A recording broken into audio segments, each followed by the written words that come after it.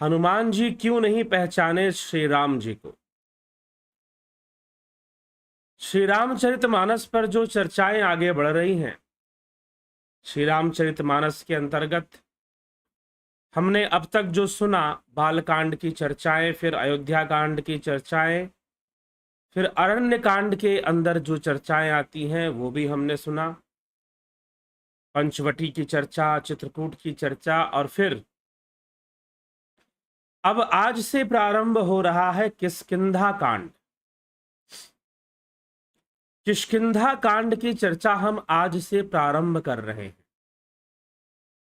किष्किंधा कांड की चर्चा से पहले अरण्य कांड में छोटी सी चर्चा आती है कि देवऋषि नारद पहुंचते हैं श्री रामचंद्र जी के पास और प्रभु के चरणों को प्रणाम करके कहते हैं कि प्रभु, मेरे कारण से यह सब हो रहा है, क्योंकि मैंने ही अज्ञानता में आपको श्राप दे दिया।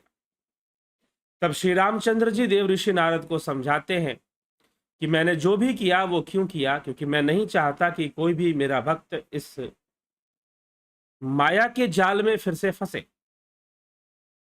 आसक्तियों में फंसे। इसीलिए तुम्हारे कल्याण हेतु मैंने जो भी तुम्हारे साथ किया, तुम्हारे कल्याण हेतु किया, और अब भी जो हो रहा है वो कल्याण हेतु ही हो रहा है। इसलिए इसमें दुखी होने या चिंतित होने की बात नहीं है। श्री रामचंद्र जी दंडकारण्य में भ्रमण करते हैं। शबरी जी से मिलने के बाद, माता शबरी से मिलकर, वनों को घूमकर, पंपा सरोवर में स्नान करके श्री रामचंद्र जी ऋष्यमुख पर्वत की ओर निकल पड़ते हैं। जो मार्ग माता शबरी ने दिखाया था कि इस दिशा में जाइए, आप ऋष्यमुख पर्वत के ऊपर पहुंच जाएंगे। अब ऋष्यमुख पर्वत के ऊपर जब श्री रामचंद्र जी पर्वत की ओर चल पड़ते हैं तो उस समय क्या घटना घटती है, इसी घटना से किष्किंधा कांड का प्रारंभ हो जाता है। किष्किंधा प्रदेश में श्री रामचंद्र जी प्रवेश कर गए हैं, और इस प्रदेश में प्रवेश करने के कारण जितनी भी घटनाएं हैं वो किष्किंधा के अंदर ही घटती हैं। इसीलिए इस कांड को किष्किंधा कांड कहा गया है। अरण्य कांड की सारी घटना अरण्य में, मतलब वन में घटती हैं। अयोध्या कांड की सारी घटना अयोध्या से संबंधित है, अयोध्या में घटती हैं। तो इस प्रकार से इन कांडों का तो नाम है, वैसे ही किष्किंधा कांड का भी वर्णन आता है। और यहां पर एक बहुत सुंदर घटनाएं हैं, कई घटनाएं हैं जो किष्किंधा कांड में हैं, और उस पर लोग चर्चाएं करते हैं, प्रश्न करते हैं। तो जिन विषयों पर प्रश्न किया जाता है उन विषयों को हम जरूर चर्चा में लेंगे, और उस पर चर्चा कर कर उसका आवश्यक जो संशय निवारण है, जो समाधान है, वो करने का प्रयास करेंगे। अरण्य कांड की कई चौपाइयों और कई बातों पर चर्चाएं की जाती हैं, लेकिन विचार करने योग्य है कि उस चर्चा का क्या अर्थ निकलता है और हमें उसका अर्थ कैसे समझना चाहिए। तो इस प्रकार से किष्किंधा कांड भी प्रारंभ होता है, और जब किष्किंधा कांड प्रारंभ होता है तो भगवान राम और श्री लक्ष्मण जी सीता माता को ढूंढते हुए, उनकी खोज करते हुए किष्किंधा के क्षेत्र में प्रवेश करते हैं। और ऋष्यमुख पर्वत पर उनको पता होता है, जैसा कि गंधर्व कबंध ने बताया था, राक्षस कबंध जो कि दुर्वासा जी के श्राप से राक्षस हो गया था, उसने बताया था कि सुग्रीव आपकी बहुत सहायता करेंगे।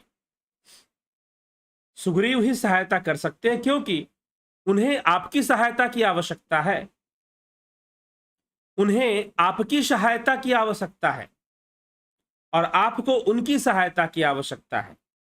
इसलिए आप दोनों एक जैसी समस्या के साथ उलझ रहे हैं, तो निश्चय ही आप दोनों एक दूसरे के मित्र बनकर एक दूसरे के सहयोगी बन पाएंगे। इसीलिए आपको उनके पास जाना चाहिए। और तभी से माता शबरी के पास, और फिर शबरी जी से मिल लेने के बाद ऋषिमुख पर्वत पर सुग्रीव से मिलने श्री रामचंद्र जी चल पड़ते हैं। यहां से किष्किंधा कांड प्रारंभ होता है और किष्किंधा कांड के प्रारंभ में गोस्वामी तुलसीदास जी राम जी की स्तुति करने के बाद भगवान शिव की विशेष स्तुति करते हैं कि शिव के चरणों में बहुत प्रीति होनी चाहिए रामचरितमानस को समझने के लिए या राम कथा को समझने के लिए। ऐसे ही दोहे और चौपाइयां लिखते हैं और क्या कहते हैं आइए देखते हैं। तो इस प्रकार की चौपाइयां लिखते हुए गोस्वामी तुलसीदास जी सोरठा की रचना करके लिखते हैं, मुक्ति जन्म मही जानी ज्ञान खान अगहानी कर, जहां बस शंभु भवानी सो काशी से इस कसना। जहां श्री शिव पार्वती बसते हैं काशी को मुक्ति की जन्मभूमि कहते हैं। ज्ञान की खान और पापों का नाश करने वाली जानकर उसका सेवन क्यों नहीं किया जाए। जरत सकल सुर बृंद विषम गरल जे ही पान किया, कही न भजसी मन मंद को कृपाल शंकर सरिष। जिस भीषण हलाहल विष से सब देवतागण जल रहे हैं, उसको जिन्होंने स्वयं पान कर लिया, रे मंद मन तो उन शंकर जी को क्यों नहीं भसता। उनके समान कृपालु और भला कौन हो सकता है। आगे चले बहुरी रघुराया, ऋष्य मुख परिवत नियराया, तहरह सचिव सहित सुग्रीवा, आवत देखी अतुल बल सीवा। श्री रघुनाथ जी फिर आगे चले, ऋष्यमुख पर्वत निकट आ गया। वहां ऋष्यमुख पर्वत पर मंत्रियों सहित सुग्रीव रहते थे। अतुलनीय बल की सीमा श्री रामचंद्र और लक्ष्मण जी को आते देखकर सुग्रीव ने क्या कहा, अति सभीत कह सुनु हनुमाना, पुरुष जुगल बल रूप निधाना, धरि बटु रूप देखूं तय जाई, कहे सु जान जिय सैन बुझाई।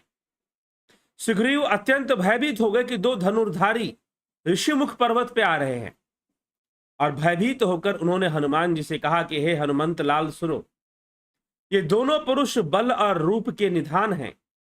तुम ब्रह्मचारी का रूप धारण करके जाकर देखो, अपने हृदय में उनकी यथार्थ बात जानकर मुझे इशारे से समझाकर कह देना। पठय बाली हो ही मन मैला, भगऊ तोर तुरत तज्जऊ यह सैला, विप्र रूप धरि कपि तह गयऊ, माथ नाई पूछत अस भयऊ। यदि वे मन के मनील बाली के भेजे हुए योद्धा हैं तो मैं तुरंत ही इस पर्वत को छोड़कर भाग जाऊंगा। हनुमान जी ब्राह्मण का रूप धारण कर वहां गए और मस्तक नवाकर इस प्रकार से प्रश्न भी पूछा। तो सुग्रीव के अंदर तमोगुण की विशेषता है और इस कारण से सुग्रीव भागने में लगा है। देखिए श्री रामचंद्र जी और सुग्रीव लगभग एक जैसी परिस्थिति में है, लेकिन फिर भी सुग्रीव भागने में लगा हुआ है, बचने में, लेकिन श्री रामचंद्र जी भागने बचने का कोई काम नहीं कर रहे हैं। एक तरफ सुग्रीव की पत्नी का भी हरण हो रखा है और एक तरफ भगवान श्री रामचंद्र जी की भी पत्नी का हरण हो रखा है। लेकिन सुग्रीव भागने में लगा हुआ है, अपने प्राणों को बचाने में लगा हुआ है। वह बाली से युद्ध करने का कोई दूसरा उपाय नहीं ढूंढ रहा है। निश्चय ही पहले प्राणों की रक्षा सर्वोपरि है, फिर भी कोई उपाय ढूंढे, परंतु श्री रामचंद्र जी ऐसा कुछ भी नहीं कर रहे। शांति से वन वन भटक रहे हैं, साधारण मन की तरह, मानव की तरह वन वन भटक रहे हैं कि कैसे सीता माता का पता लगाया जा सके। और हनुमान जी वेश बदलकर विप्र रूप धारण कर विप्र रूप धरि कपितः गयऊ, माथ नाई पूछत अस भयऊ। और जाकर श्री रामचंद्र जी से उनका परिचय पूछते हैं। क्या पूछते हैं, को तुम श्यामल गौर शरीरा, को तुम श्यामल गौर शरीरा, छत्र रूप फिरहूं बनबीरा, कठिन भूमि कोमल पदगामी, कवन हेतु बिचरहु बन स्वामी। हनुमान जी ने परिचय पूछ दिया श्री रामचंद्र से कि आपका परिचय क्या है। जिस रामचंद्र जी को केवट देखते पहचान गए थे, शबरी देखते पहचान गई थी, हनुमान जी क्यों नहीं पहचान रहे। केवट पहचान गए क्योंकि केवट तो निषाद राज के श्रृंगेरपुर के थे। निषाद राज और राम जी को पहले से पहचानते थे और माता शबरी को तो पहले से पता था। गुरुओं ने उन्हें कहा था, ऋषि मुनियों ने कहा था कि तुम्हारी कुटिया में राम चलकर आएंगे एक दिन। हनुमान जी कोई ऐसा उद्देश्य लेकर नहीं, क्योंकि हनुमान जी इस समय सुग्रीव के पक्ष में खड़े हैं। सुग्रीव का पक्ष उनको धार्मिक लगता है। बजरंगबली सेवक हैं, उनकी पहचान सेवा से है, उनकी पहचान उनके कर्म से है।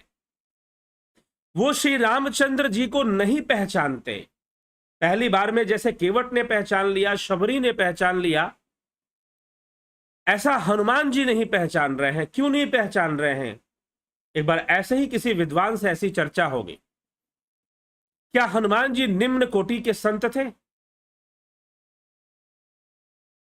कि वो केवट जैसे जैसे केवट ने श्री रामचंद्र जी को देखते ही पहचान लिया, बोला कि मांगी नाव न केवट आना, कहा ही तुम्हार मर्म में जाना। मर्म में जाना, मैं आपके मर्म को जानता हूं।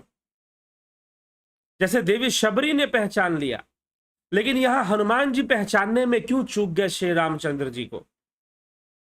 अब यहां पर एक प्रश्न खड़ा होता है और जाकर उनसे प्रश्न करते हैं, को तुम श्यामल गौर शरीरा, छत्र रूप फिरहूं बनबीरा, कठिन भूमि कोमल पदगामी, कवन हेतु बिचरहूं बन स्वामी।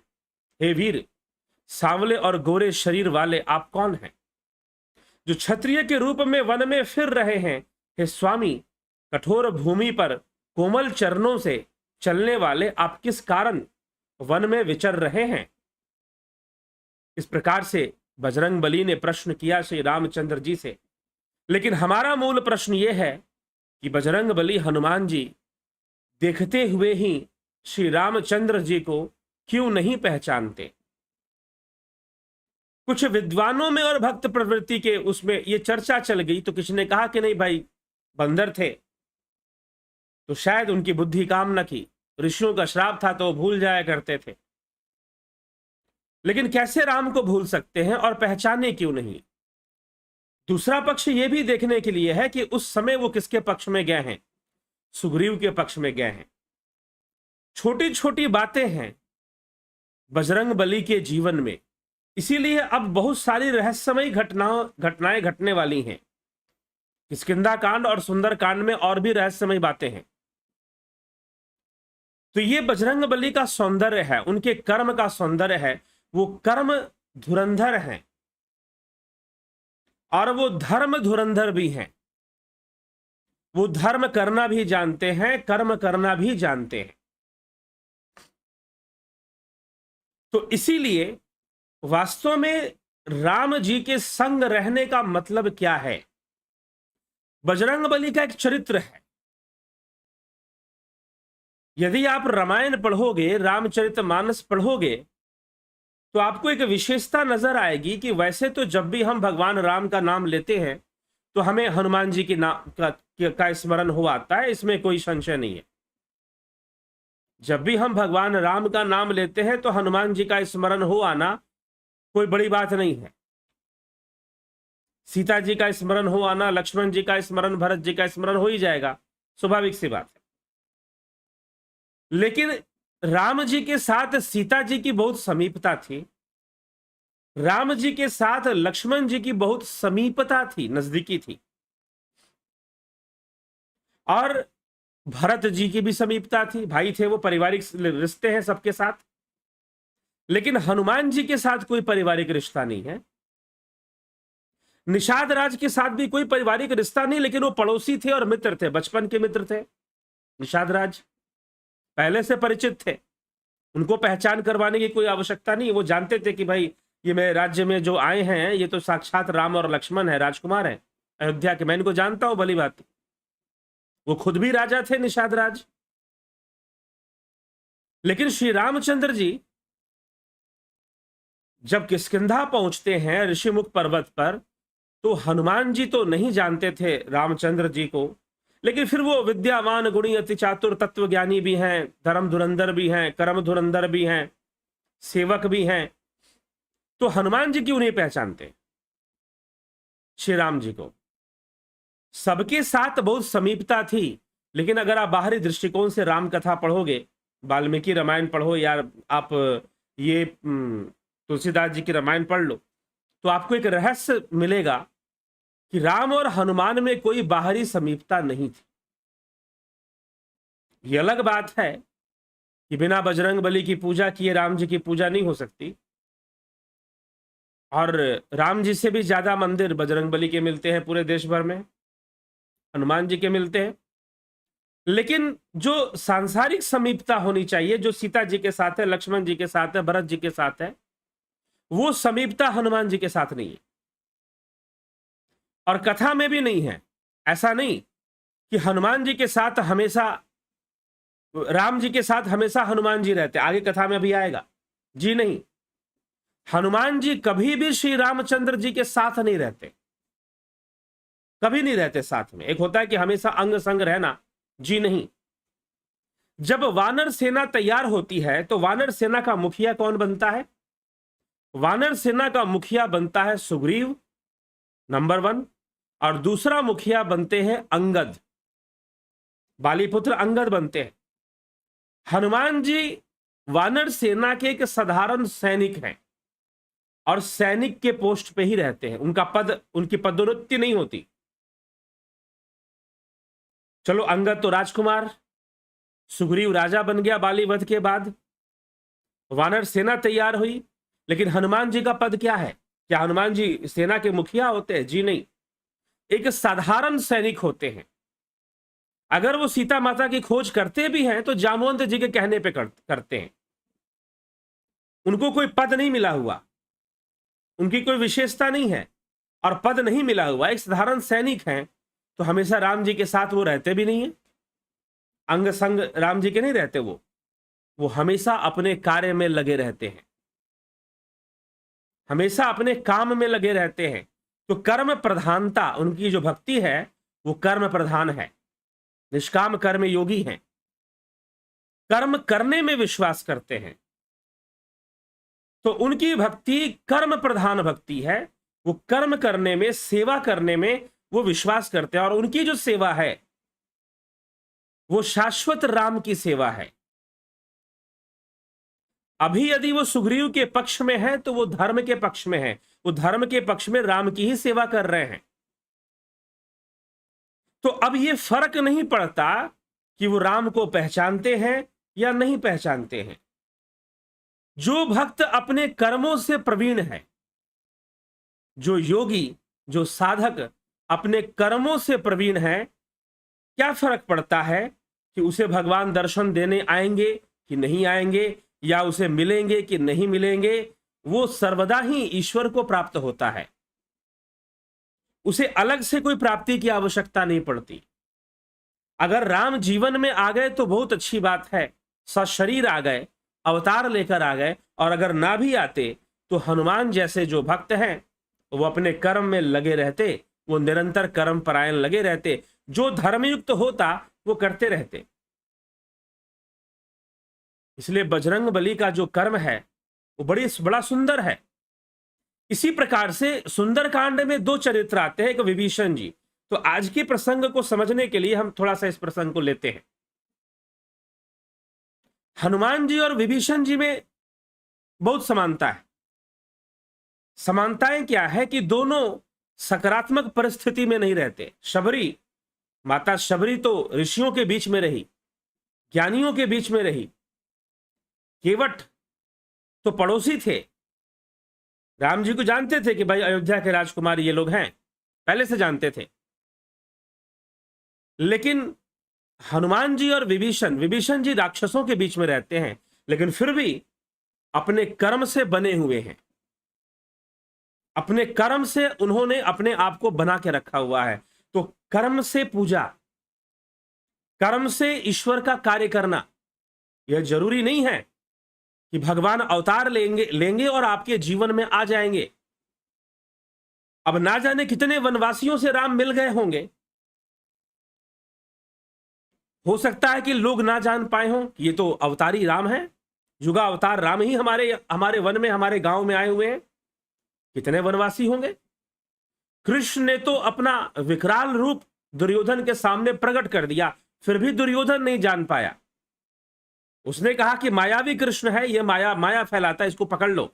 अपराधी उसे बना दिया और पकड़ने की आज्ञा दे दी। इस प्रकार से वर्णन आता है। इसीलिए हमें विचार करना है, हमें समझना है कि श्री रामचंद्र जी हनुमान जी नहीं पहचान रहे, हनुमान जी अपने कार्य में व्यस्त हैं। उन्हें पता है कि सुग्रीव के साथ अन्याय हुआ है। जो काम श्री राम जी करने आए हैं उस काम को हनुमान जी पहले से कर रहे हैं। उन्हें पता है कि बाली बहुत बड़ा तपस्वी राजा है, बहुत पराक्रमी है, और बाली दुष्ट भी नहीं है, सत्य तो यह है। लेकिन इस समय वो गलत है, इस समय वो अधर्म का साथ दे रहा है। इस समय उसने जानबूझकर बिना सत्य को जाने अपने भाई का सारा अधिकार छीन लिया है, उसकी पत्नी का भी हरण कर लिया है, और इस प्रकार से घटना घट रही है। पूरी कथा पढ़नी चाहिए, कहा सुनी के बातों पर कोई निष्कर्ष नहीं निकालना चाहिए। अधूरी बात पढ़कर नहीं, अगर इतना ही शौक है उत्तरों को प्राप्त करने का तो चौपाई चौपाई पढ़िए, ठीक है, तभी जाके उत्तर मिलेगा और कुछ समझ में आएगा। यहां तो हम मूल तत्वों को समझाने का काम करते हैं, चलिए ठीक है। तो बजरंगबली अपने कार्य में लगे हुए हैं। राम जी आ गए तो भी ठीक, अगर ना आते तो वो भी तब भी अपना कर्म में लगे रहते, अपने सेवा कार्य में, अपने धर्म के कार्य में लगे रहते। लेकिन यह विशेष बात है कि राम जी स्वयं उनके जीवन में आ गए। राम जी स्वयं उनके जीवन में आ गए और इस समय उनका कर्तव्य है, इस समय उनका कार्य है सुग्रीव की रक्षा करना। अपने उसके बड़े भाई बाली से, सुग्रीव की बड़े नहीं थे, जुड़वे ही कहे जाते हैं लगभग, तो बाली से रक्षा करना सुग्रीव की, क्योंकि सुग्रीव धर्म के पक्ष में है। इस समय अनाथ है, वो कोई साथ देने वाला उसका नहीं है, तो इस समय उसकी सहायता करनी चाहिए। हनुमान जी को पता है यदि भगवान भी आएंगे तो इस समय सुग्रीव का ही साथ देंगे, इसीलिए वो अपने कर्म में लगे रहे, कर्म परायण बने रहना। और जो वास्तव में ईश्वरीय तत्व को जान जाते हैं, जो समझ लेते हैं, वो इस बात की प्रतीक्षा नहीं करते कि भगवान उनके जीवन में आएंगे नहीं आएंगे, भगवान दर्शन देंगे नहीं देंगे। वो अपने कर्म में सर्वदा ही लगे रहते हैं, हमेशा ही वो अपने कर्म में लगे रहते हैं। और बजरंगबली का यही चरित्र है कि वो अपने सदकर्म में, अपने धर्म, अपने सच्चे कार्य में, श्रेष्ठ कर्मों में वो सदा ही लगे रहते हैं। अब वो राम जी को पहचाने या ना पहचाने कोई फर्क नहीं पड़ता है, क्योंकि वो हमेशा ही सेवा में लगे होते हैं। और रामचंद्र जी यही हनुमान जी को कहते हैं कि सेवक तो मुझे बहुत प्रिय हैं। आइए सुनिए क्या चर्चा होती है, चौपाइयों के माध्यम से सुनते हैं और चौपाइयों के माध्यम से समझते हैं कि क्या चर्चा होती है। तो हनुमान जी प्रश्न करते हैं, को तुम श्यामल गौर शरीरा, छत्र रूप फिरहूं बन बीरा, कठिन भूमि कोमल पदगामी, कवन हेतु विचरहूं बन स्वामी। हे वीर, सांवले और गोरे शरीर वाले आप कौन हैं जो क्षत्रिय के रूप में वन में फिर रहे हैं? हे स्वामी, कठोर भूमि पर कोमल चरणों से चलने वाले आप किस कारण वन में विचर रहे हैं? मृदुल मनोहर सुंदर गाता, सहत दुसह बन आतप बाता, की तुम तीन देव महकऊ, नर नारायण की तुम दो। मन को हरण करने वाले आपके सुंदर कोमल अंग और आप वन के दुस्सह धूप और वायु को सह रहे हैं। क्या ब्रह्मा विष्णु महेश इन तीन देवताओं में से कोई एक हैं, या आप नर नारायण ही हैं? जग कारण तारन भव भंजन धरनी भार की तुम अखिल भूवपति, लिन्न मनुज अवतार। अथवा आप जगत के मूल कारण ही है। मुझे तो लगता है कि आप अवतार ही हैं। पहचान भी रहे हैं, लेकिन फिर भी ना पहचानने का अभिनय हनुमान जी यहां पे कर रहे हैं, क्योंकि वो अपना कर्म करने आए हैं जिस कार्य हेतु उससे गुरु ने भेजा है। कोसलेश दशरथ के जाए, हम पितु बचन मानी बन आए, नाम राम लक्ष्मण दो भाई, संग नारी सुकुमारी सुहाई। हम कौशल राज दशरथ जी के पुत्र हैं और पिता का वचन मानकर 14 वर्षों के लिए वनवास में आए हैं। हमारे राम लक्ष्मण नाम है, हम दोनों भाई, और हमारे साथ एक सुंदर सुकुमारी स्त्री थी। यहाँ हरि निश्चर भय देही, विप्र फिरहि हम खोजत तेहि, आपन चरित कहा हम गाई, कहु विप्र निज कथा बुझाई। यहां एक राक्षस ने मेरी पत्नी का हरण कर लिया है, हे ब्राह्मण देव, क्योंकि अब हनुमान जी तो ब्राह्मण। अब देखिए यहां पर दो बातें हैं। कुछ चपाइयों में बहुत रहस्यमयी बातें होती हैं। हनुमान जी श्री रामचंद्र जी से पहला प्रश्न कहते हैं, को तुम श्यामल गौर शरीरा, तुम श्यामल और गौर शरीर धारण करने वाले ये कौन हो भाई, बताओ, अपना परिचय दो। इस वन के अंदर तुम्हारे कोमल अंग है राजकुमारों जैसे, लेकिन इस वन के धूप और कठोरता को तुम सहन कर रहे हो। भला कैसे सहन कर पा रहे हो? क्या तुम ब्रह्मा विष्णु तुम ही हो क्या तुम कोई अवतार हो? कई बार तो मुझे ऐसा भी एहसास हो रहा है, फीलिंग हो रहा है। लेकिन बजरंग बली को जैसा सुग्रीव ने कहा था कि वेश बदल के जाओ विप्र रूप धरी, तो ब्राह्मण का वेश धारण कर कर, एक पंडित जी का वेश धारण कर कर बजरंग बली वहां पर गए हैं राम जी के पास। ब्राह्मण का वेश धारण कर कर बजरंग बली गए हैं राम जी के पास। तो अब एक दूसरा प्रश्न यह बन जाता है, क्या राम जी हनुमान जी को नहीं पहचान रहे? क्या राम जी हनुमान जी को नहीं पहचान रहे? अब हनुमान जी ने भी तो कहा ना कि को तुम श्यामल गौर शरीरा, लीला दोनों ही किए जा रहे हैं, ना पहचानते हुए भी संदेश दे रहे हैं और लीला भी कर रहे हैं। जैसे कोई अब सामने बराबरी का कोई आ गया क्या? हनुमान जी ने पूछा, को तुम श्यामल गौर शरीरा, तुम श्याम और गौर वर्ण वाले शरीर वाले तुम दोनों भाई कौन हो, बताओ मुझे। बजरंग बली ने शरीर का परिचय मांगा। क्या मांगा? शरीर का परिचय मांगा। शरीर का परिचय मांगा। और जब शरीर का परिचय मांगा तो भगवान राम ने शरीर का परिचय ही दिया। और क्या कहा श्री रामचंद्र जी ने? कौशलेश दशरथ के जाए, हम पितु बचन मानी बन आए, नाम राम लक्ष्मण दो भाई, संग नारी सुकुमारी सहाय। हम कौशल राज दशरथ जी के पुत्र हैं और पिता का वचन मानकर वन में आए हैं 14 वर्षों के लिए। हमारे साथ एक सुंदर सुकुमारी स्त्री भी थी। यहां हरि निश्चर और हमारी पत्नी को किसी ने हरण कर लिया है, किसी राक्षस ने। और हे ब्राह्मण देव, आप बताइए कि हम उसे खोजते हुए फिरते हैं।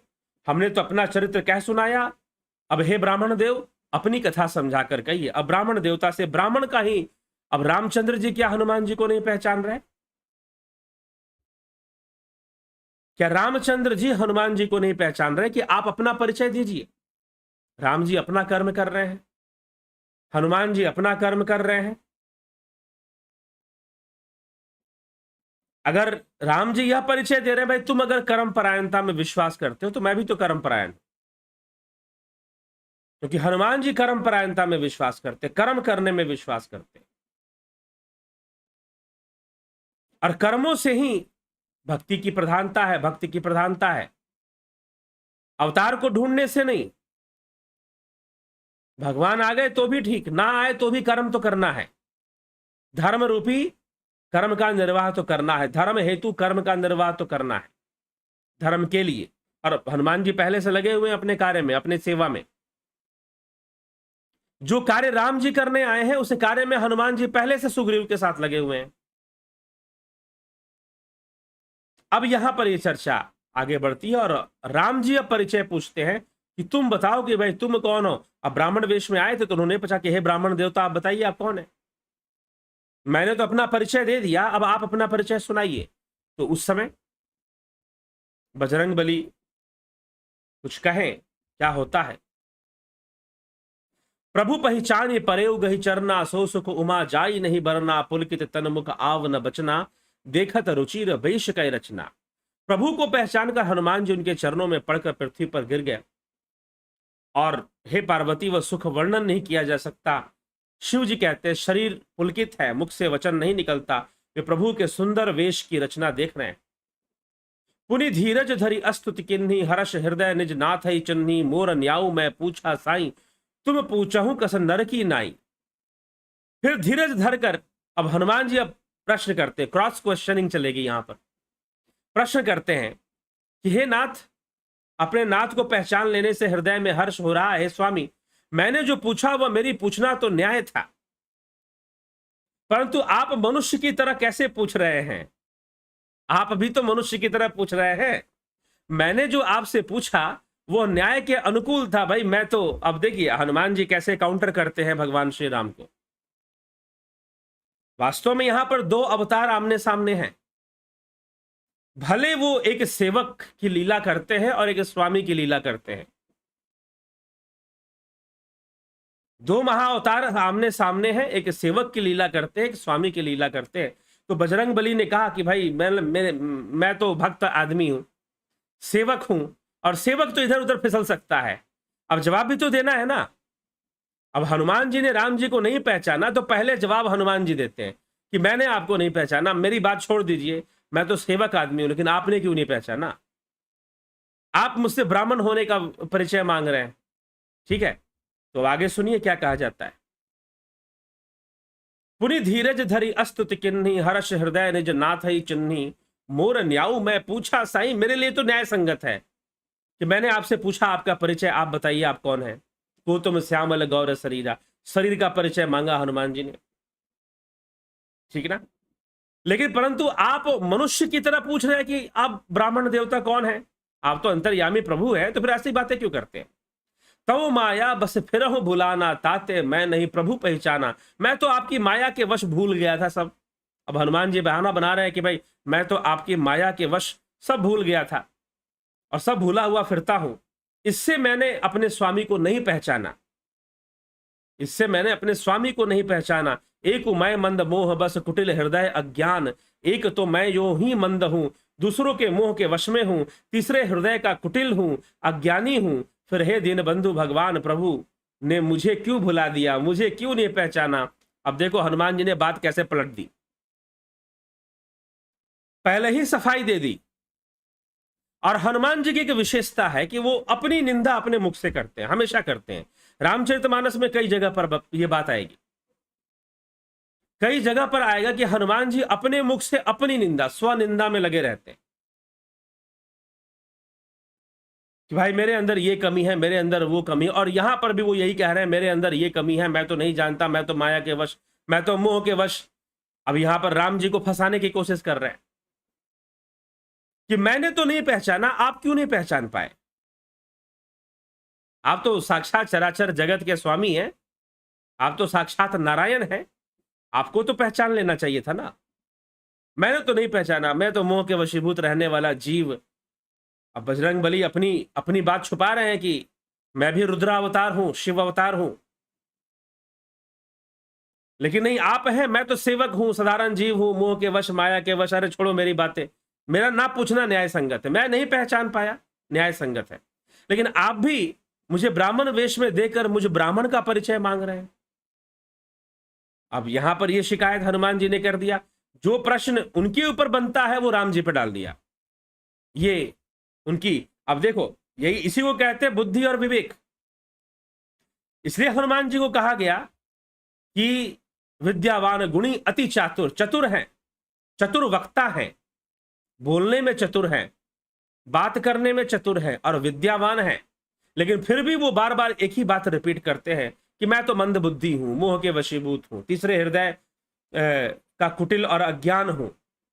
फिर हे दीनबंधु भगवान प्रभु ने मुझे क्यों भुला दिया। यद्यपि नाथ बहु अवगुण मोरे, सेवक प्रभु पैर परय जनि भोरे, नाथ जीवतः माया मोहा, सो निस्तरई तुम्हारे हूं छोहा।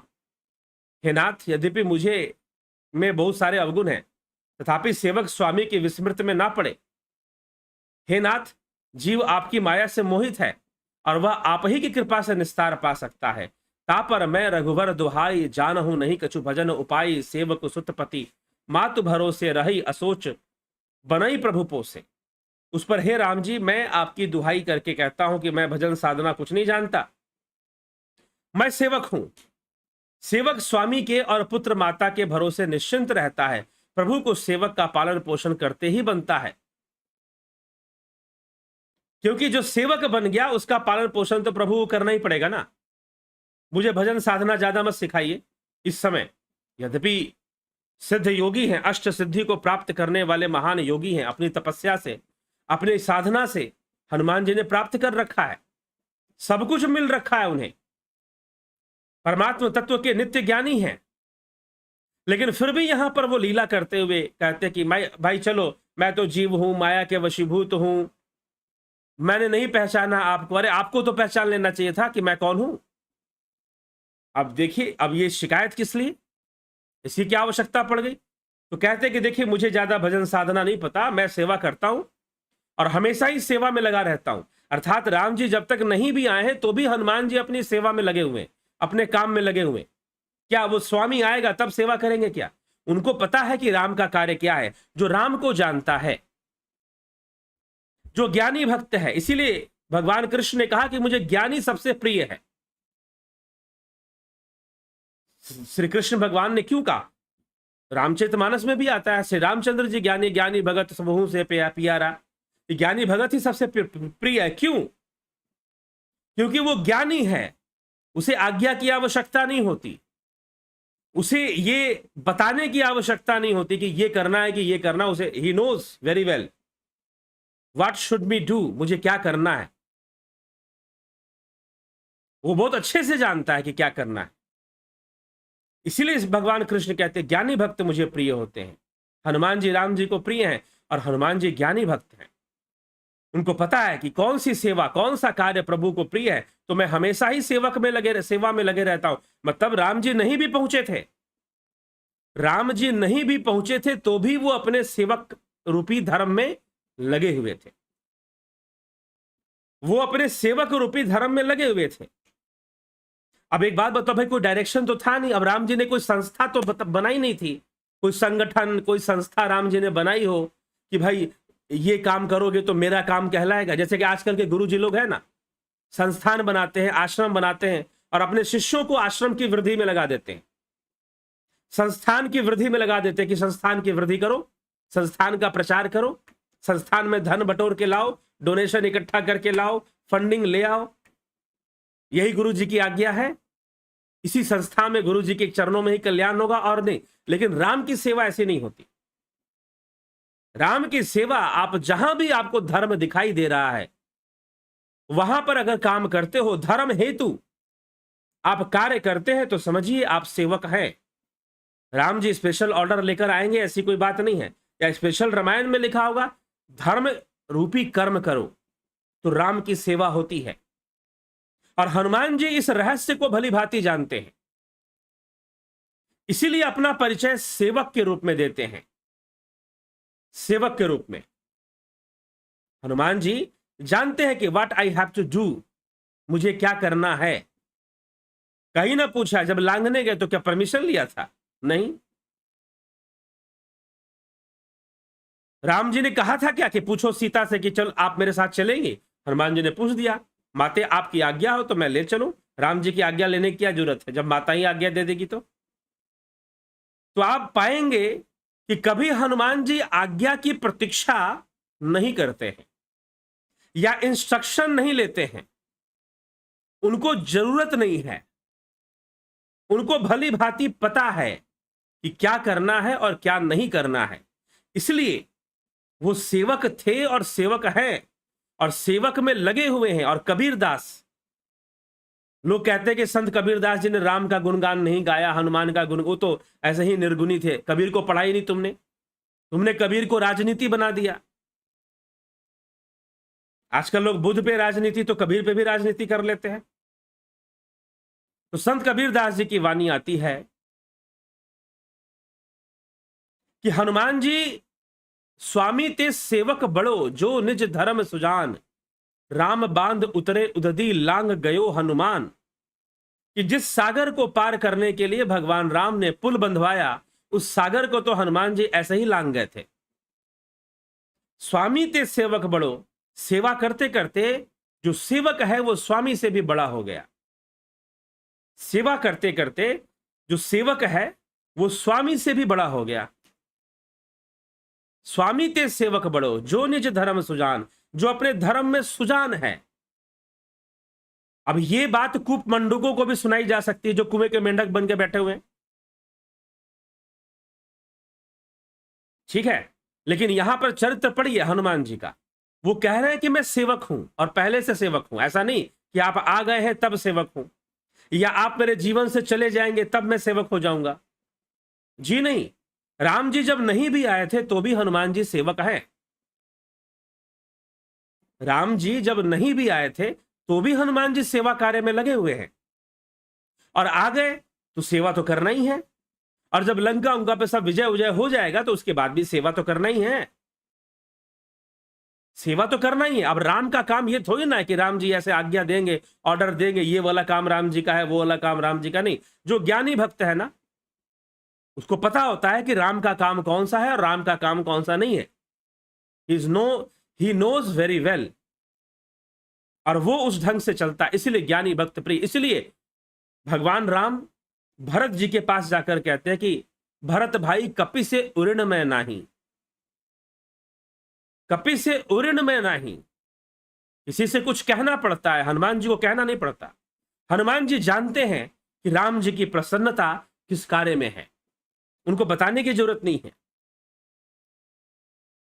उनको आज्ञा देने की जरूरत नहीं है, कहने की जरूरत नहीं है, और उनको कोई पद भी जरूरत नहीं है। वो ना सेनापति के पद पर है, ना मंत्री के पद पर है, वो किष्किंधा के एक साधारण सैनिक के पद पे है, पद पे है। और भगवान राम कभी उन्हें इंस्ट्रक्शन नहीं देते कि ये करके आओ, वो करके आओ, जी नहीं।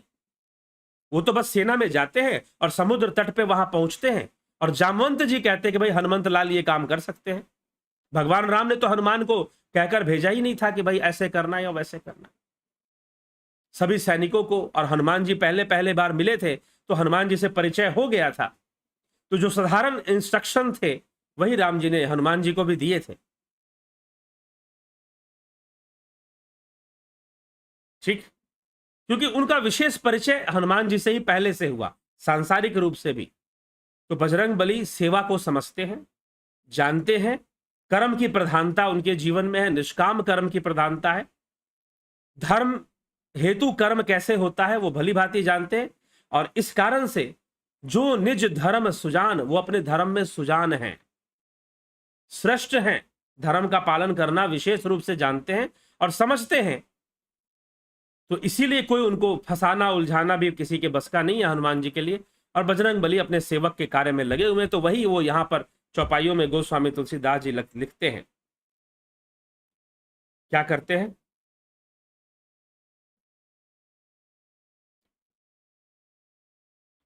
तापर मैं रघुबीर दुहाई, जानहु नहीं कछु भजन उपाई, सेवक सुतपति मातु भरोसे। मैं जो सेवक स्वामी के और पुत्र माता के भरोसे से निश्चिंत रहता है, वैसे मैं निश्चिंत हूं।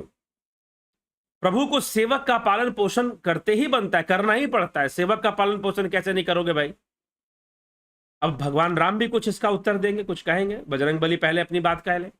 अस कही परे उचरण अकुलाई, निज तनु प्रगति प्रीति उर छाई, तब रघुपति उठाई उर लावा, निज लोचन जल सींच जुड़ावा। ऐसा कहकर बजरंग बली अकुलाकर प्रभु के चरणों में गिर पड़े। उन्होंने अपना असली शरीर प्रकट कर दिया, ब्राह्मण वेश त्याग दिया, अपने वानर रूप में जो थे आ गए, और उनके हृदय में प्रेम छा गया। रघुनाथ जी ने उन्हें उठाकर हृदय से लगा लिया, गले लगा लिया, और अपने नेत्रों के जल से सींचकर शीतल हो गए। सुनु कपि जिय मानसी जनि ऊना, तय मम प्रिय लक्ष्मण ते दूना, समदर्शी मोहे कह सब कोई, सेवक प्रिय अनन्य गति सो।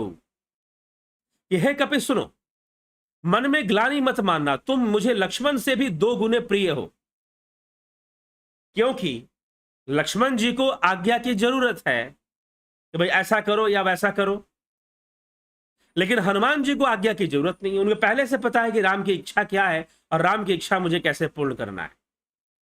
तो जब राम वहां नहीं भी पहुंचे थे तो वो राम के कार्य में लगे हुए थे, और पहुंच गए तो भी, और जब नहीं भी रहेंगे शरीर रूप से तो भी वो राम के कार्य में लगे रहेंगे।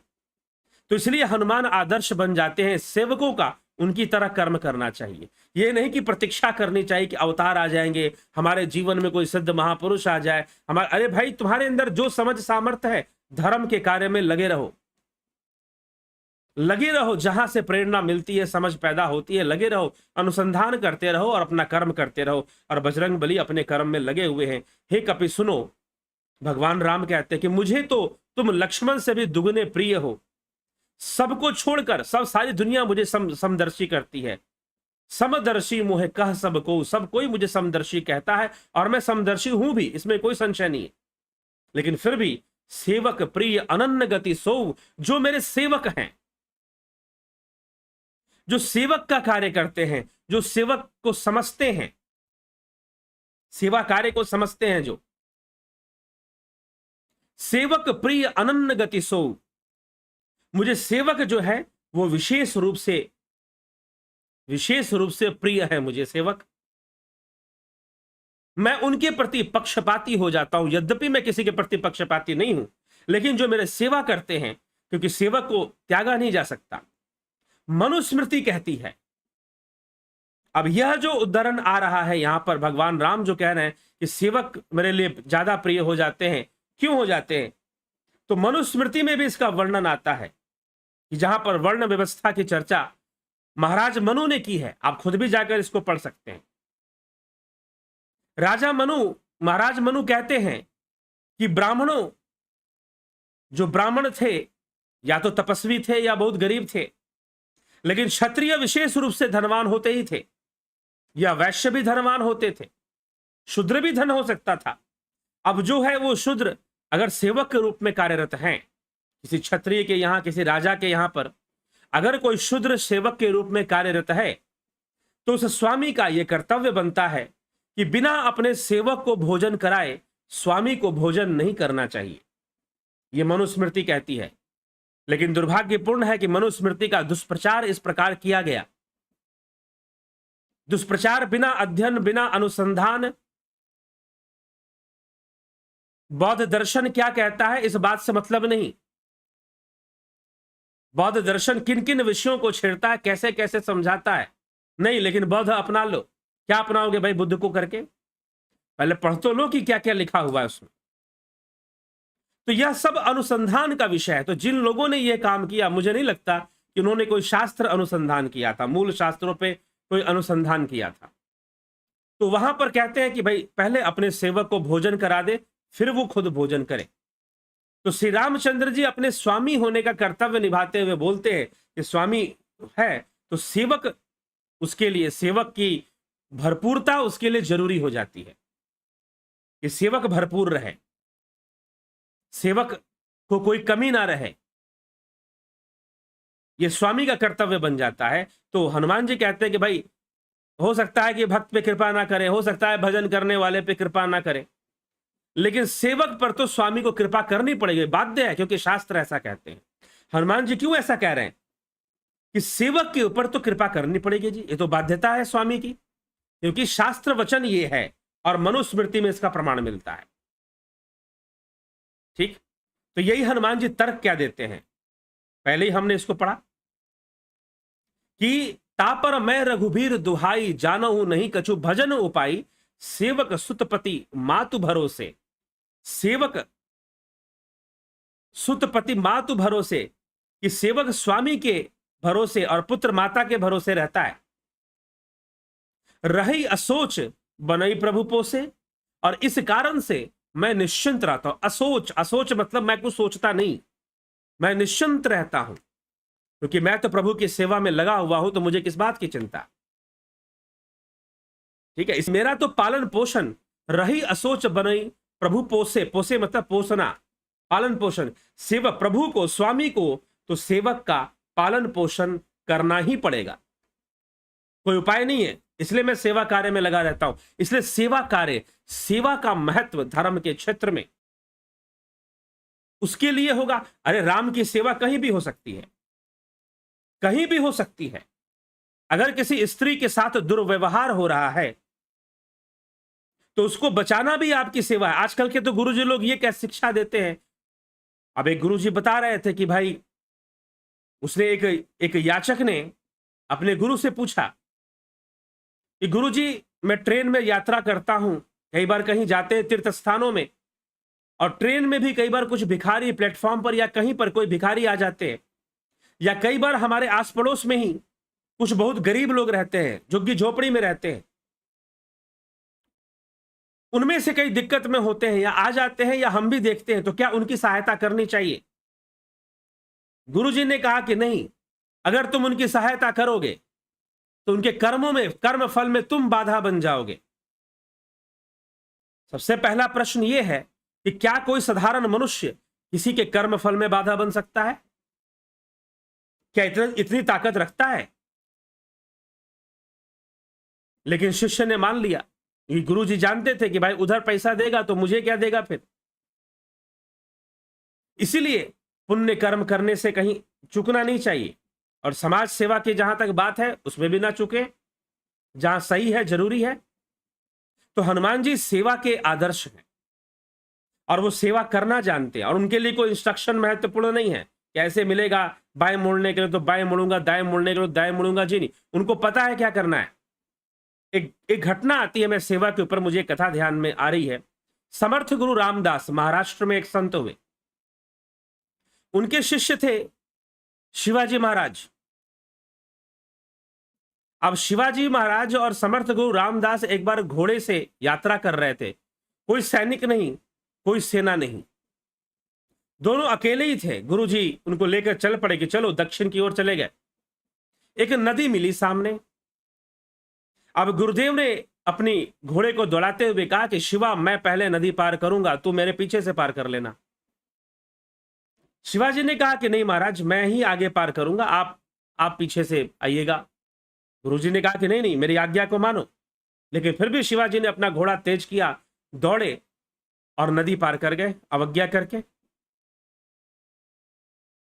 गुस्सा आ गया, क्रोध आ गया। नदी पार करने के बाद गुरु महाराज ने कहा, समर्थ गुरु रामदास ने कहा, तूने मेरी आज्ञा नहीं मानी, मैंने कहा था पहले मैं करूंगा, और कुछ हो जाता, मान ले नदी गहरा होता तो उसमें डूब जाता तू, एक राजा ही मर जाता।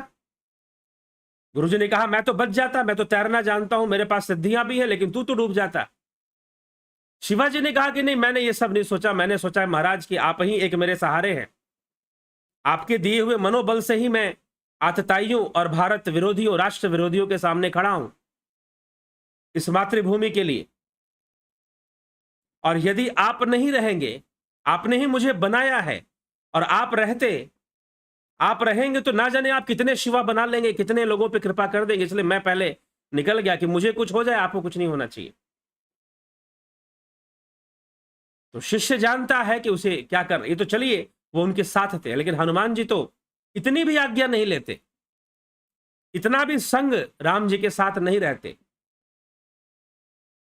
इतना भी संग नहीं मिलता उनको भगवान राम का। लेकिन फिर भी उनके जो जितने भी निर्णय हैं, वो जो भी डिसीजन लेते हैं, वो धर्म के कार्य के लिए होते हैं। लेकिन आजकल ऐसा देखने में आता है, मैं सबके लिए नहीं कहता, लेकिन ऐसी कुछ संस्थाओं में कुछ गुरुओं के द्वारा ऐसा सुनाने, अपने शिष्यों को इंस्ट्रक्शन दिया गया कि आप कहीं दान नहीं करोगे, आप उसके कर्म फल में बाधा बन जाओगे। जी नहीं, हो सकता है कि उस व्यक्ति को दान के माध्यम से ही कुछ मिलना हो। यदि आपके सामने कोई ऐसी परिस्थिति बनी है तो आप कर्म विधाता मत बन जाइए, आप अपना कर्तव्य कीजिए। आपके दान देने से उसका कर्म फल नहीं रुक जाएगा, इतनी शक्ति नहीं पड़ी हुई है। सब कर्म के बंधन में है, अर्जुन भी कर्म के बंधन में था। तो फिर इसकी चिंता क्यों करना, सेवा कार्य में लगे रहना चाहिए। अच्छा काम जहां भी दिखाई दे, धर्म का कार्य जहां भी दिखाई दे, वहां सहयोग करने में अगर आप कर सकते हैं, धन से, तन से, मन से, जैसे भी कुछ करने में लगे रहना चाहिए। और हनुमान जी धर्म सुजान हैं। भैया कहां, क्योंकि ठप्पा के नाम पे तुम उससे सेवा मानते रहोगे, पता चला कि सेवा के नाम पर कुछ और ही किए जा रहे हो, पता चलेगा सेवा के नाम पे कुछ और ही किए जा रहे हो।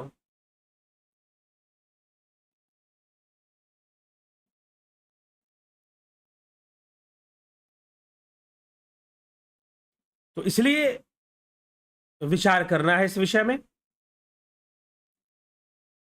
तो ठप्पा लगा लेने से कोई सेवक नहीं हो जाता, लेबल लगा लेने से कोई लेकिन दुर्भाग्यपूर्ण ये है ना कि लोग दिखते हैं, जहां पर अब संस्थानों में लोग धर्म का काम करते हैं, गुरु सेवा करते हैं, कुछ संस्थानों में गया लोग बहुत बढ़िया बढ़िया लेबल लगाकर, बैच लगाकर, और वो सेवाएं करते हैं।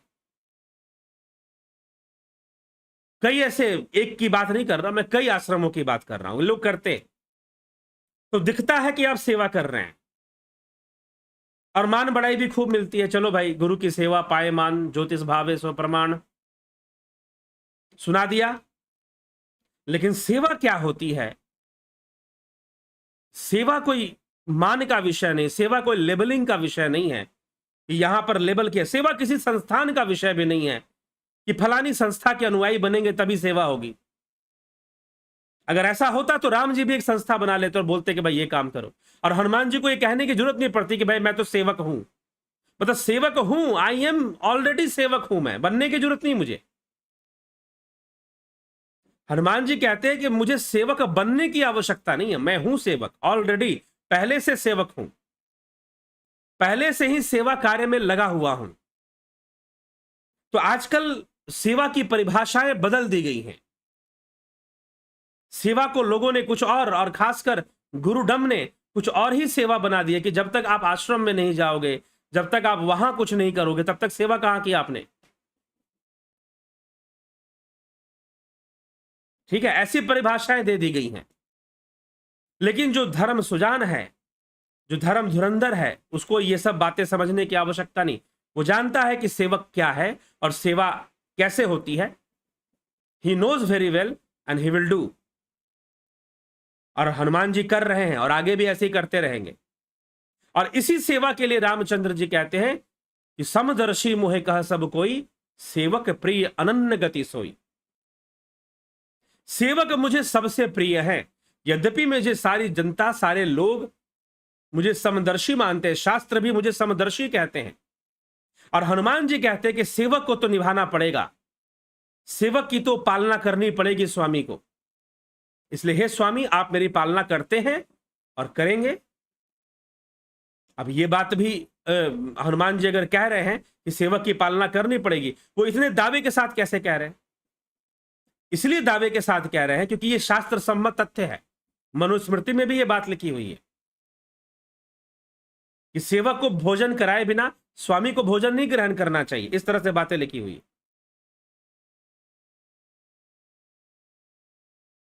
ठीक है, तो उसका शास्त्र प्रमाण है। इसलिए हनुमान जी दावे के साथ बोलते हैं कि स्वामी को सेवक की तो पालना करनी ही पड़ेगी, कहां भाग के जाओगे। और रामचंद्र जी कहते हैं कि सेवक तो मुझे सबसे प्रिय हैं, क्योंकि वो हमेशा, और हनुमान जी जैसे सेवक जो ज्ञानी भक्त हैं वो तो अत्यंत प्रिय हैं, क्योंकि उन्हें बताना भी नहीं पड़ता करना क्या है, वो तो खुद ही कर देते हैं जो करना है। समदर्शी मोहे कह सब को, सेवक प्रिय अनन्य गति सो, अनन्य जाके सतीमति न टरई हनुमंत, मैं सेवक सचराचर रूप स्वामी भगवंत। है हनुमान, अनन्य वही है जिसकी ऐसी बुद्धि कभी नहीं टलती कि मैं सेवक हूं, और यह चराचर जगत मेरे स्वामी भगवान का रूप है। कितनी सुंदर बात, राम जी ने सारा रहस्य खोल दिया। अब तक जितनी भी चौपाइयां और दोहे हमने पढ़े, सबसे सुंदर दोहा, सो अनन्य जाके असी मति न टरई हनुमंत, मैं सेवक सचराचर रूप स्वामी भगवंत। जो हनुमान जी कह रहे हैं उसको प्रमाणित कर दिया भगवान राम ने।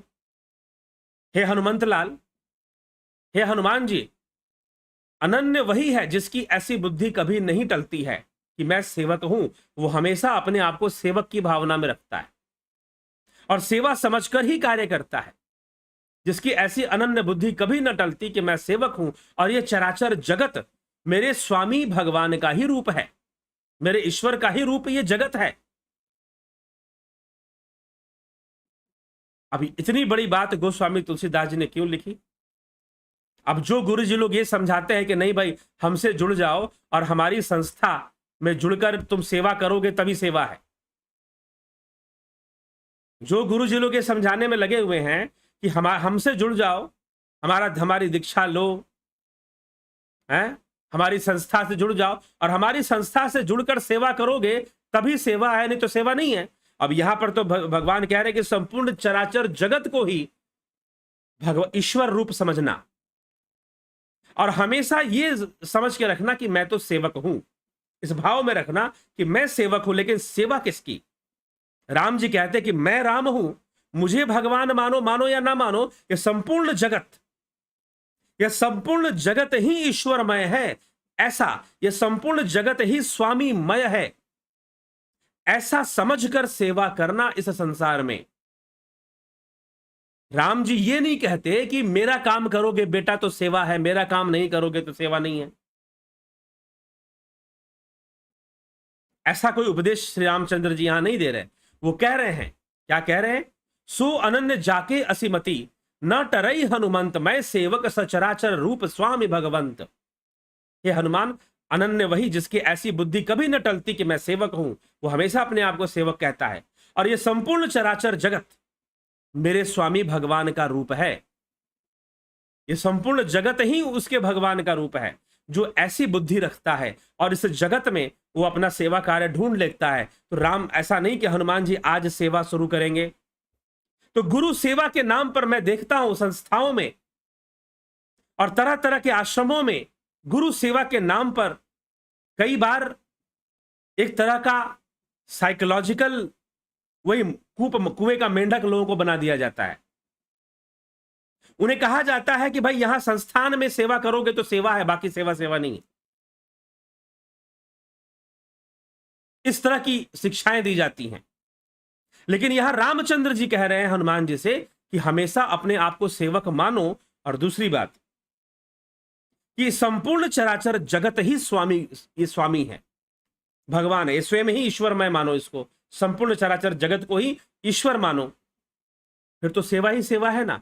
तो हनुमान जी राम जी की प्रतीक्षा नहीं कर रहे हैं। पहली बात, ये बहुत ही रहस्यमयी और गूढ़ रहस्यों को रखने वाला ये प्रसंग है, हनुमान और राम का मिलन। और जो डायलॉग्स होते हैं ना, जो रहस्यमयी बातें होती हैं, एलिगोरिकल डायलॉग्स हैं, यहां पर रहस्यमयी डायलॉग्स दोनों बोलते हैं। राम, हनुमान जी को उस रहस्यमयी बातें बोलते हैं और राम जी को उस रहस्यमयी बातें बोलते हैं और रहस्य के ऊपर से पर्दा भी हटा देते हैं। तो सेवा को समझिए। और क्यों नहीं पहचाना हनुमान ने? इसीलिए नहीं पहचाना, यह रहस्य प्रकट करना था। और राम जी ने कह दिया, संपूर्ण चराचर जगत को ही ईश्वर मानकर तुम सेवा करो, सेवा करो और ऐसी बुद्धि रखो, ऐसी समझ रखो, तो निश्चय ही अपना कल्याण करोगे। तुम्हारे माध्यम से कई लोगों का कल्याण होगा, कई लोगों का कल्याण होगा, उसमें तुम सहयोगी बन पाओगे। तो ये जीवन इसी में सार्थक है कि हम दूसरों के कल्याण में सहयोगी बन पाए, हम खुद जान पाए, सीख पाए इस जीवन को अच्छे से जीना, और दूसरों के लिए हम सहयोगी बन पाए। यही आर्ट ऑफ लिविंग है। आजकल चलिए, आर्ट ऑफ लिविंग भी आजकल एक ब्रांड बन चुका है, ब्रांड की तरह हम बना दिए हैं इसको। लेकिन वास्तव में आर्ट ऑफ लिविंग क्या है? जीवन जीने का एक तरीका है। वो पार्टिकुलर किसी इंस्टीट्यूशन से जुड़कर आप आर्ट ऑफ लिविंग जानेंगे और ऐसे जाने ही नहीं पाएंगे, ऐसी कोई बात नहीं है। तो इसीलिए हमें यह समझना है और सेवा कार्य को सही से समझना है, कूपमंडूकता से मुक्त होना है। अभी एक भाई साहब ने मुझे संपर्क किया और संपर्क करके कहा कि मैं आपको सुनता हूं। मैंने कई बार आपको संपर्क किया, जी हां, लगभग 2 साल से मेरे संपर्क में हैं। मैंने उनसे कहा कि आप ध्यान योग सीखिए, करिए। उन्होंने कहा कि मैंने संपर्क किया था तब भी ध्यान योग के लिए किया था, मैं ध्यान योग करने की बड़ी इच्छा है, मैं ध्यान योग करना चाहता हूं, मैं ध्यान योग करना चाहता हूं। मैंने कहा कि अवश्य करिए ध्यान योग। लेकिन मैं जब भी ध्यान योग करने जाता हूं तो मेरे मन में एक प्रश्न आ जाता है कि मैंने तो गुरु धारण कर रखा है। वो किसी प्रतिष्ठित गुरु से, जो कि बहुत फेमस है, इस समय प्रसिद्ध हैं, उनसे उन्होंने वहां पर गया और कुछ जो भी सीखा उन्होंने, ताकि मैं करता तो हूं थोड़ा बहुत जो उनसे सीखा है, लेकिन मुझे लगता है कि आपका कोर्स भी मुझे कर लेना चाहिए। लेकिन फिर मुझे गुरु के वचन रोक देते हैं कि कहीं मैं गुरु अवज्ञा तो नहीं कर रहा, मैं कहीं मैं गुरु को छोड़ तो नहीं रहा हूं, क्योंकि गुरु ने ऐसा बोल रखा कि बेटा मेरे यहां आ गए ना, अब कहीं और मत जाना, और जाओगे तो महापाप लगेगा, नरक का भोग भोगेगे। और अब गुरु जी ने तो बोल दिया, अब लाखों शिष्यों ने उसमें हाँ में मिला दिया, तो सब ऐसा मानते हैं, तो सब मान लेंगे। और यदि मैंने कहीं और से साधना सीख ली तो सारे मुझे बोलेंगे, अरे तुमने तो ये तो गुरु अवज्ञा कर दी तुमने। तो अब क्या है कि कूप मंडूक तो भरे पड़े हैं संसार में। अब अर्जुन के गुरु थे द्रोणाचार्य, पहले से गुरु थे, तो क्या कृष्ण गुरु नहीं बने? अर्जुन ने तो कृष्ण को भी गुरु माना, कहा कि हां आप मेरे गुरु हैं, अंत में मान लेता है। लेकिन कूप मंडूकता से लोग भरे पड़े हैं, भयंकर रूप से भरे पड़े हैं। और उसमें जो उन्हें कर देना चाहिए वो भी नहीं करते हैं, क्योंकि भाई हमारे गुरु जी ने तो इस तरह से समझाया था कि बेटा संस्थान में ही सेवा करो और कहीं कुछ करने की जरूरत नहीं। ठीक है, अच्छी बात है, गुरु सेवा करनी ही चाहिए, लेकिन यह कहना गलत हो जाता है कि हमारी संस्था में ही करो और कहीं मत करना, और कहीं करोगे तो उसके कर्म फल में बाधा बन जाओगे। क्या इतनी एक साधारण व्यक्ति की इतनी सामर्थ्य बोलिए या औकात बोलिए हो सकती है कि वो किसी के कर्म फल में बाधा बन जाए? क्या हो सकती है कि वो किसी कर्म फल में बाधा बने? किसी को दान देगा तो क्या उसे कर्म फल में बाधा बन जाएगा वो? ऐसी परिभाषा देने वाले गुरु हमारे देश में पड़े हुए हैं, इसीलिए बोलना पड़ता है। कुछ लोगों को बुरा भी लगता है, बुरा गुरु तत्व के लिए नहीं बोलते। गुरु होना जरूरी है, मार्गदर्शक होना जरूरी है, इसमें कोई संशय नहीं है, लेकिन जो चल रहा है गुरु के नाम पर वो सब भी नहीं चलना चाहिए। सब ऐसे हैं ऐसे नहीं है, कुछ ऐसे जरूर हैं, कुछ ऐसे जरूर हैं। इसलिए कहा जाता है आप इसको अन्यथा ना लें, इसको आप समझें, सकारात्मक रूप से समझेंगे तो सही पहुंचेंगे। लेकिन हमारे पुराण ग्रंथ जो कहते हैं, यहां गोस्वामी तुलसीदास जी लिखते हैं और भगवान राम सेवक और सेवा के बारे में समझाते हैं कि बेटा सेवा क्या है। मैं यहां पर आया हूं और मुझे देखकर सेवा करोगे, ऐसी बात नहीं है। यह संपूर्ण चराचर जगत, रामचरितमानस दोहा नंबर 3 किष्किंधा कांड, किष्किंधा कांड, रामचरितमानस दोहा 3 में क्या लिखते, और हनुमान जी कहते हैं देखी पवन सुत पति अनुकूला, स्वामी को अनुकूल। अब यहां पर एक और बात समझ लीजिए कि यहां पर राम को हनुमान जी का पति भी कहा जा रहा है। देखी पवन सुत पति अनुकूल, अरे पति तो भाई वो सीता जी के है ना, तो हनुमान जी के पति कहां से हो गए? पति कहने का मतलब स्वामी, पति कहने का मतलब पत रखने वाला, रक्षा करने वाला, जो रक्षक है। देखी पवन सुत पति अनुकूला, हृदय हर्ष बीती सब सूला, नाथ शैल पर कपिपति रहई, सो से गरीब दास तब आई। देखा कि ये तो मेरे विचारधार के, ये हनुमान जी को ये कब समझ में आया कि उनके पति उनके अनुकूल हैं। अब हनुमान जी के पति, देखी पवन सुत पति अनुकूला, गोस्वामी जी जो रचना करते हैं, पति का मतलब स्वामी, रक्षा करने वाला, जो रक्षक है उसको पति कहते हैं। लेकिन हमने पति पत्नी का अर्थ कुछ और निकाल के रखा है। दो बातें हैं, अगर पति है तो पत्नी है, पत्नी रक्षा करने वाली है। मात्र पति की जिम्मेदारी नहीं है कि वो पत्नी की रक्षा करे, पत्नी की भी जिम्मेदारी है जो सावित्री बनकर पति की रक्षा करे। देवी सावित्री ने कैसे अपने पति की रक्षा कर ली, तभी पति और पत्नी शब्द है। पुत्र मतलब नरक से तारने वाला, तो पुत्री मतलब नरक से तारने वाली। इन शब्दों का अर्थ समझिए और कभी भेदभाव मत कीजिए। अगर पुत्र नरक से तार सकता है तो पुत्री भी नरक से तार सकती है। अगर पति रक्षा कर सकता है तो पत्नी भी पति की रक्षा कर सकती है। यह मत कहिए कि पति ही रक्षा करेगा पत्नी की, जी नहीं, पत्नी का भी कर्तव्य है कि वो पति की रक्षा करे, इसलिए उसका नाम पत्नी है और इसलिए पति है। एक तरफा सोच मत रखिए, स्वार्थी विचारधारा मत रखिए। और इसीलिए यहां पर राम जी पति है हनुमान जी के, और अपने पति को अनुकूल देकर, स्वामी को अनुकूल देकर, भाई ये तो मेरे विचारधारा के में विचार मिल गया दोनों का। जब भगवान राम ने क्या कहा, ऐसी कौन सी बात कही कि विचारधारा मिल गई, तो यहां पर सो अनन्य जाके असीमति न टरई हनुमंत, मैं सेवक चराचर रूप स्वामी भगवंत। कभी ये मत विसारो कि तुम सेवक हो।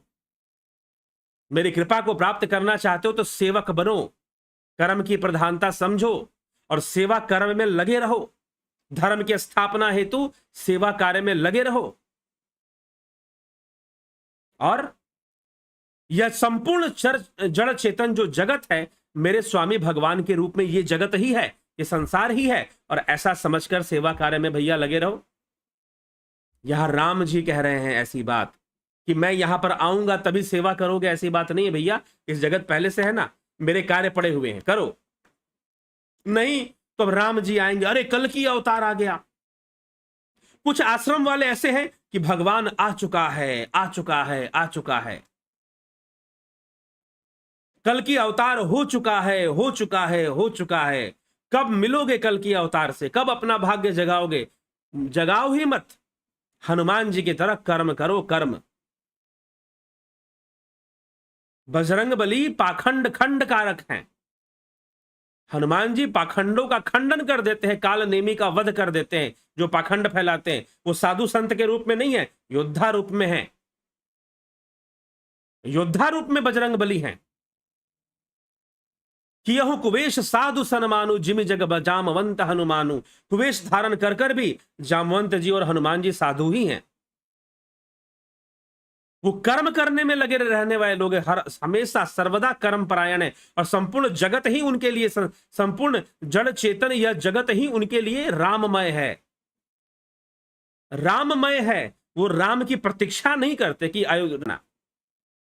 सेवा का जो गूढ़ रहस्य है वो किष्किंधा कांड के शुरुआत के चौपाइयों और दोहों में ही साफ, इतना साफ क्लियर किया गया है। तो राम की सेवा क्या है समझ लो। गुरु की सेवा क्या है इसे समझना पड़ेगा, नहीं तो कुएं का मेंढक, संस्थानीय मेंढक बनकर आप रह जाते हैं, इंस्टीट्यूशनल फ्रॉग। उसी की भाषा में टर टर करते रहेंगे सिर्फ। तो जब लेबल लगेगा, जब बैच लगेगा तब सेवा होगी क्या? हाँ, तो इस मानसिकता से बाहर निकलो, तो सेवा तो नहीं कर पाओगे, कुछ और ही कर दोगे। गुरुजी अब कुछ गलत करेंगे तो उसमें भी तुम लग जाओगे। सुना होगा आपने कई घटनाएं।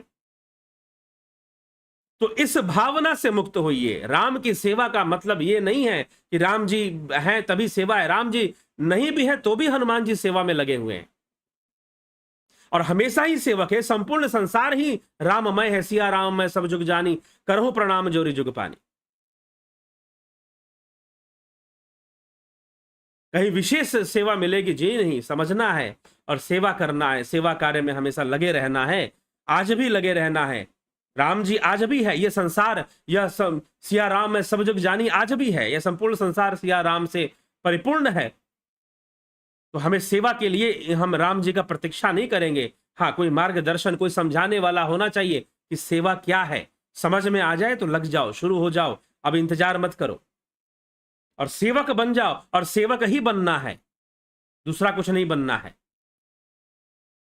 अपने आप ही उसकी प्रतिष्ठा होती है। तो चलिए यही विषय समझकर आगे बढ़ते हैं। आज के विषय को यहां विराम देते हैं और कल फिर 9 बजे लाइव चर्चा में रामचरितमानस के आगे के विषयों पर चर्चा करते हुए करेंगे। लेकिन सुनिए, मनन कीजिए, समझिए और प्रपंच और जो भी पाखंड के बीच में आप हैं उसको तोड़िए, खत्म कीजिए और सेवा को सही से समझिए। और तुलसीदास जी यहां सेवा को क्या, कई मैंने गुरु जी लोग को देखा कि वो अपने शिष्यों को या उनका प्रचारक समुदाय सेवा के बारे में समझाता है।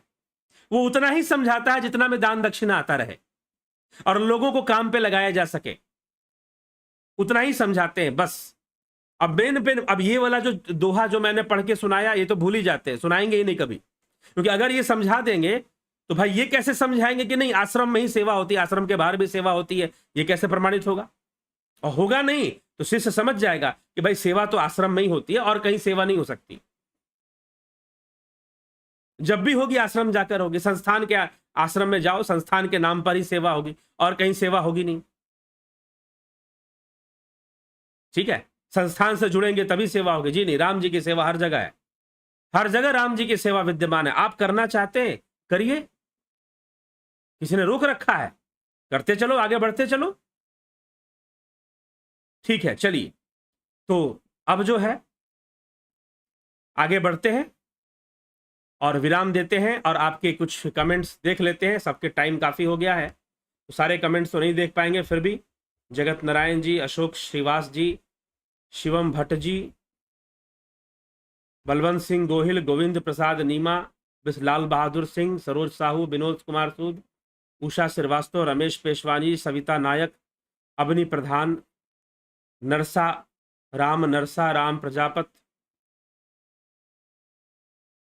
राजू पाल जी, आपका ज्ञान सही दिशा में है। ठीक है नरसा राम जी, चितरंजन बरुआ जी, राम निवास मीना, माधुरी कोले, बिकू कुचाड़िया, जगमल सिंह, बेस्ट फ्रेंड्स, राम विलास, रूपलाल विश्वकर्मा, पिंटू वासवा, श्वेता कुमारी, बहुत अभिनंदन है। ज्योति दत्ता जी, राकेश मराठे, चंद्र कुमार साहू, रविशंकर चौहान, स्मिता सावंत जी, मोहन रावत, विमला शाह, काशीनाथ, संदीप मिश्रा, जलाराम रायका, राम सिंह कश्यप, योगेंद्र पंडित, संत कुमार भाटी जी, कन्हाई कुमार जी, मनीष यादव जी, गौरव सिंह, विक्रम सिंह जी, बद्री लाल जी, सोमू, हीरालाल यादव। गुरु जी कभी पतंजलि योग दर्शन के विषय में भी बोलिए, बाहर आभार होगा, जरूर होगा, आएगा आएगा, योग सूत्र पे चर्चा होगी। विनीता अग्रवाल जी, सोमू, हनुमान जी में कितना स्थायित्व था कि वो तत्वज्ञानी बने। विनोद कुमार शर्मा, पूनम सिंगला, देवेंद्र शर्मा, ओपी त्रिवेदी, संजय केदार, बहुत बहुत अभिनंदन आप सभी का। जुड़े रहे, बने रहे और लाभ उठाते रहें। और आपको लगे कि सेवा इस चैनल का को सब्सक्राइब कर और लोगों तक पहुंचाकर सेवा है, तो इस सेवा कार्य को भी कर लिया करें। बहुत बहुत अभिनंदन आप सभी का। इसी के साथ विदा लेते हैं आपसे। कल फिर 9 बजे लाइव चर्चा में मिलते हैं।